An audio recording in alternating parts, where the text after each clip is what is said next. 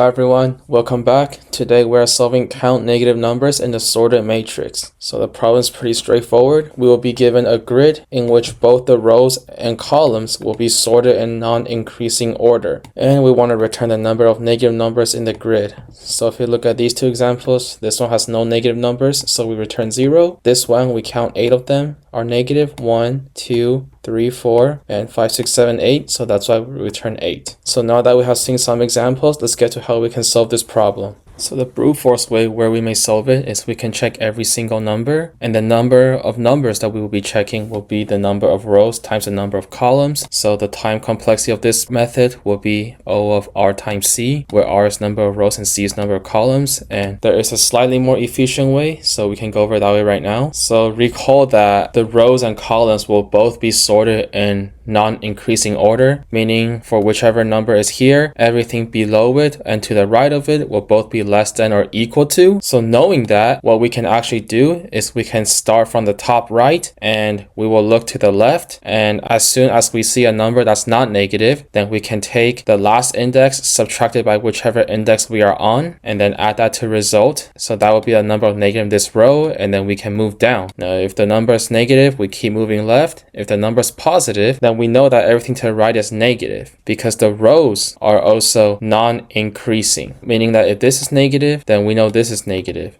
And we'll continue doing that until we come to the last row where we can come to index 0, or until we find an element that is positive. So let's go over this example real quick. So start the corner, this is negative, so we move left. Positive number, so we take 3 minus 2, which is 1, add 1 to result, move down. This is positive, but we know that right is negative since we got here when we are up here, and we only got here because the number here is negative. So we know this is negative. Take the last index, 3 minus 2, which is 1, add 1, result is 2, move down. Negative, move left. Now it's positive, so index 3, which is the end, minus 1 is 2, so we add 2 to result, move down. Negative, move left, negative, move left, and now there's nowhere to move, so we can put index as if it's negative 1. 3 minus negative 1 is 4, so we add 4 to result, and the result is 8, so we can return the result as 8. And the time complexity would be O of R plus C, where R is the rows, C is the columns, because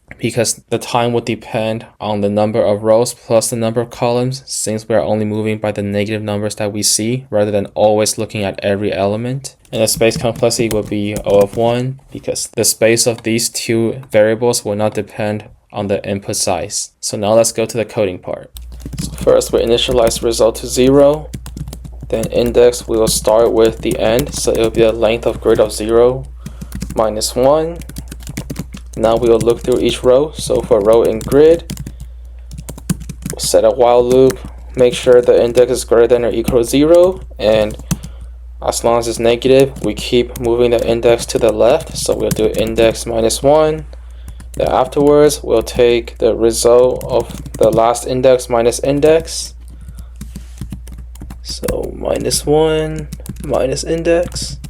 Now I'll put some parentheses just so it can look better or more readable for you guys, even though you don't really need to. And finally, we can return the result, see if it works. Okay, perfect. Hope this was helpful. Thank you for watching. If you have any other comments or questions, feel free to leave them in the comment section, and I hope to see you all again soon.